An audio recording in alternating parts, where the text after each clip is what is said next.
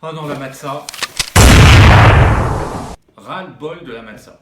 Surtout que ça me donne mal au ventre, donc plus de matza.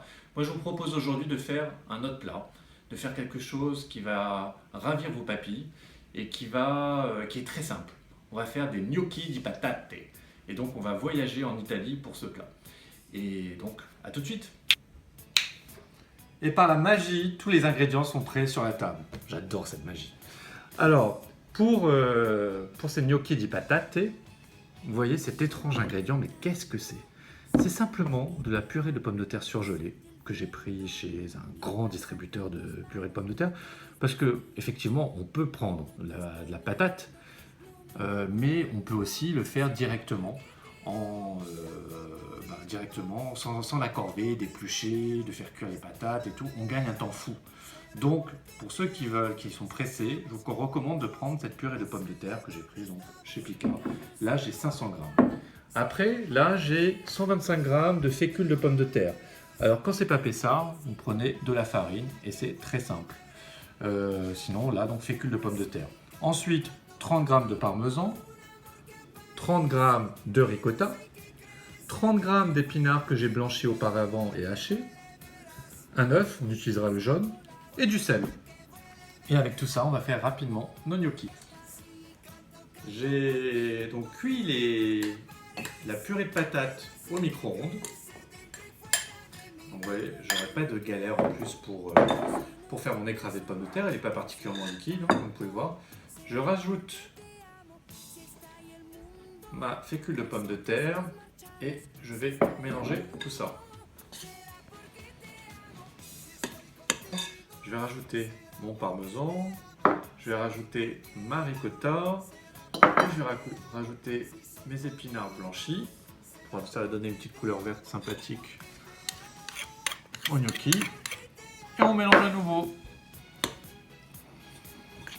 Une fois qu'on a un mélange homogène, alors je rajoute mon jaune d'œuf qui a failli se faire la malle et je vais mettre aussi un peu de sel. Voilà. On va mélanger tout ça à nouveau. Après m'être bien lavé les mains, je vais faire une pâte. Je vais amalgamer la pâte et avoir une pâte homogène. Voilà, comme ça. Vous n'êtes pas trompé de recette, hein. C'est pas les boulettes de Shabbat que je fais, c'est simplement donc les pâtes de gnocchi que j'ai formé 4 pâtons. Et donc maintenant je vais les laisser reposer une petite demi-heure au frais. Donc je sais pas, vous pouvez aller regarder une petite série ou aller corriger les devoirs des enfants ou autre chose. Et on se retrouve dans une demi-heure. Chaud chaud les boulettes. En vérité elles sont très froides, hein. Donc maintenant que ma pâte a refroidi, je vais pouvoir... On va recommencer. Je vais pouvoir... Je vais continuer. C'est pas grave. Alors, on y va. On va faire un petit boudin.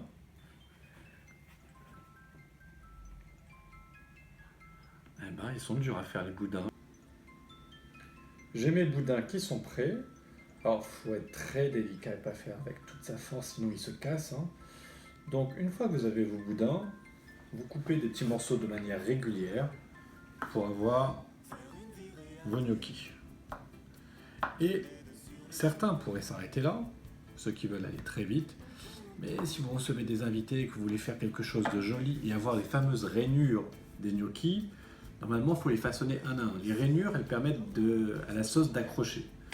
Et donc là, alors, vous regardez votre série préférée, par exemple regardez un épisode de Game of Thrones, ça vous mettra dans l'ambiance.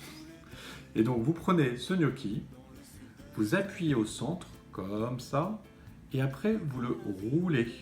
Hop. Et voilà. Et là, ça nous fait la petite forme de gnocchi. On recommence encore une fois. Vous appuyez au centre, et après vous le roulez. Et ça va donner des gnocchis. Et donc voilà, vous faites ça pour tous les petits boudins.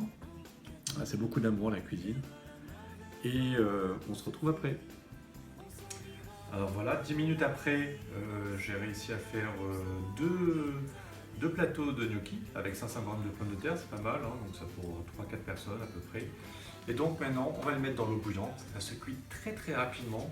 En 2-3 minutes, ce sera cuit. On sait quand c'est cuit quand ça remonte à la surface de l'eau. Je mets tout. Nos gnocchis sont remontés à la surface au bout de 2-3 minutes. Et ben maintenant, on va les égoutter et seront prêts à consommer.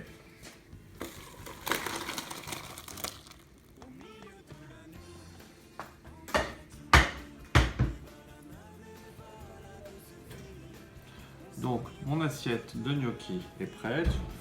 J'ai fait une petite sauce crémée avec un peu de basilic et de parmesan. Et voilà. Et donc, vous pouvez servir ça. C'est gnocchi di patate et de pessar. Bon appétit tutti!